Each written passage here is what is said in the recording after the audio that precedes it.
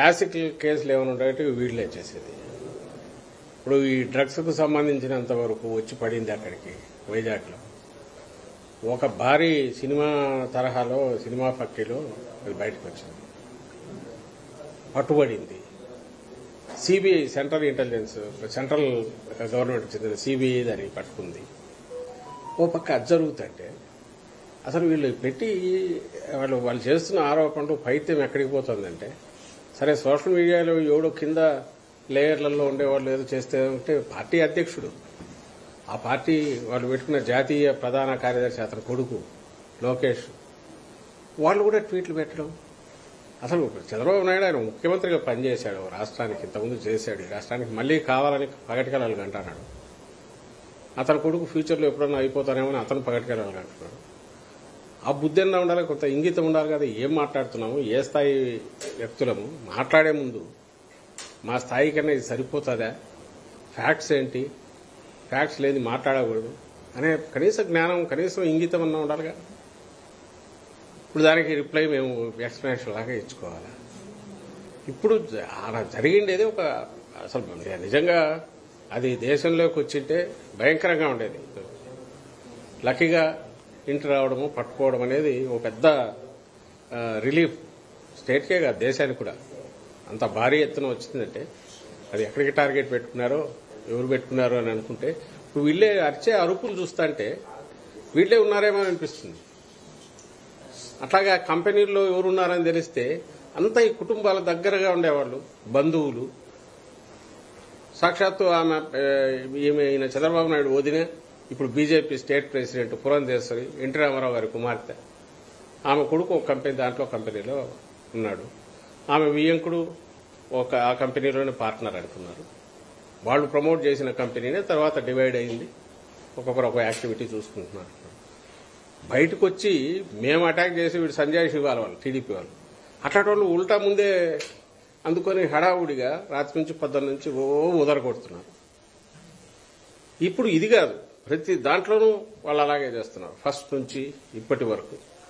ఇది మళ్లీ ఎన్నికలకు పోతున్న సమయంలో దీన్ని తీసుకొచ్చేసి మా మీద బండ వేస్తే మేము ఇచ్చేయాలి. ఇది ఖచ్చితంగా మేము అనుమానించేది. ఇది ఓ పెద్ద రిలీఫ్ దొరకడం అనేది అదే గన ఊహించలేకపోతున్నాం. అది గన తప్పించుకొని బయటకు వచ్చింటే ఇది ఖచ్చితంగా టీడీపీకి సంబంధించిన నాయకుల రోల్ ఉందని గట్టిగా అనుమానిస్తున్నాం. మామూలుగా అయితే రిలీఫ్ ఫీల్ అయ్యేవాళ్ళం, అయితే వాళ్ళ ఉలికిపాటు చూస్తుంటే, వాళ్ళు దాన్ని తెచ్చి మా మీద వేయాలని చూస్తుంటే, ప్రభుత్వం మీద వేయాలని చూస్తుంటే, వైఎస్ఆర్ కాంగ్రెస్ పార్టీ మీద నింద వేయాలని చూస్తుంటే ఇప్పుడు అనిపిస్తుంది వీళ్ళు తప్పించుకోవడానికే మా మీద నింద వేస్తున్నారని. దీని వెనక ఖచ్చితంగా చంద్రబాబు నాయుడు, ఆయన కొడుకు, ఆయన వదిన పురంధేశ్వరి, వాళ్లకు సంబంధించిన వాళ్ళు, ఆ గ్యాంగ్ ఎవరో ఉన్నారనేది గట్టిగా అనుమానిస్తున్నాం. ఆ మేరకు కన్సర్న్డ్ ఏజెన్సీస్ కూడా మేము పిటిషన్లు పెడుతున్నాం. ఐ థింక్ సిబిఐ యాంగిల్లో కూడా చూడాలని మేము భావిస్తున్నాం. సార్ ఈ రోజు డ్రగ్ కేసు టెస్ట్ కేసు చూస్తా ఉంటే టీడీపీ వాళ్ళతో లింక్ అప్ అయిన ఫోటోలన్నీ కూడా బయటకు వచ్చినాయి. మొన్నేమో పవన్ కళ్యాణ్ ఆంధ్రప్రదేశ్ ని డ్రగ్ క్యాపిటల్ గా మార్చేసిన ఆయన వీళ్ళు గ్రౌండ్ ప్రిపేర్ చేసుకుంటున్నారు. మీరు గమనిస్తే డ్రగ్ రిలేటెడ్ గంజాయి మన స్టేట్లో అంటే గంజాయి మెయిన్, దాని మీదనే ఉండేవాళ్ళు. ఇంతకుముందు టోకెన్ గా ఎప్పుడన్నా జరిగేవి, నామకా వస్తే దాడులు జరుగుతుండేవి, తగలబెట్టేవాళ్ళు. మీరు గమనిస్తే ఉమ్మడి స్టేట్లో అట్లాగే ఉండేది. అలా ఇంకా టీడీపీ హయాంలో అయితే అది మామూలు మన పంట మాదిరి పండించినారు. అప్పట్లో టీడీపీ నాయకులే ఒకరి మీద ఒకరు అలిగేషన్స్ కూడా చేసుకున్నారు. ఉత్తరాంధ్రలో వాళ్ల కనుసన్నల్లోనే జరుగుతుంది. 100 కోట్లు సంపాదిస్తున్నారు, 1000 కోట్లు సంపాదిస్తున్నారని చూస్తున్నట్టు చంద్రబాబు నాయుడు కూడా వదిలేస్తున్నారు. ఈ మా గవర్నమెంట్ వచ్చాక, జగన్మోహన్ రెడ్డి గారి గవర్నమెంట్ వచ్చాకనే నాట్ ఓన్లీ ఆ సాగును ధ్వంసం చేయడమే కాకుండా ప్రత్యామ్నాయ జీవనోపాధి కూడా కల్పించి అట్రాక్టివ్, ఆకర్షణీయమైంది. ఎందుకంటే దాంట్లో వచ్చే తక్కువ కష్టానికి ఎక్కువ ఫలితం వస్తుంది కాబట్టి దానికే అలవాటు పడి ఇంకా వేరే వైపు చూడని అటు ఆ ప్రాంతం ప్రజలందరికీ కూడా, అందులో సరిహద్దు ప్రాంతంలో ఉండే వాళ్ళందరికీ ప్రత్యామ్నాయ పంటలను చూపించింది మా ప్రభుత్వం.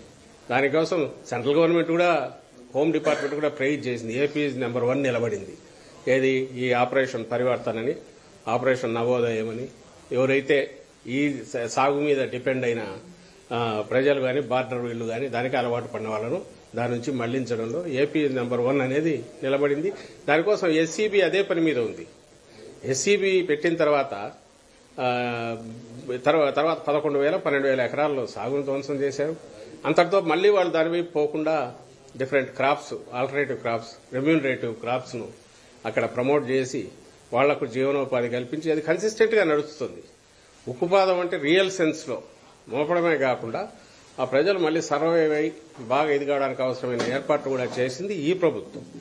అలాగే ఈ కంపెనీ ఏది చెప్తున్నారో ఆ కంపెనీ తప్పుడు పనులు చేస్తే యాక్షన్ తీసుకుంది ఈ ప్రభుత్వం, మా జగన్మోహన్ రెడ్డి గారి ప్రభుత్వం, వైఎస్ఆర్సీపీ ప్రభుత్వం. ఇప్పుడు ఇంపోర్ట్ చేసుకున్నారు, డ్రగ్ ఇంపోర్ట్ చేసుకున్నారు, డ్రగ్స్ దొరికి ఆయన కంటైనర్కి సంబంధించిన కంపెనీ.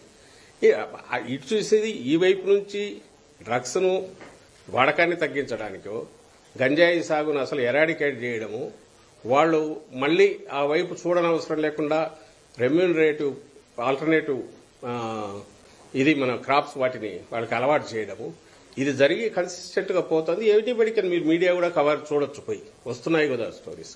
బార్డర్ లో కట్టుదిట్టం చేశారు.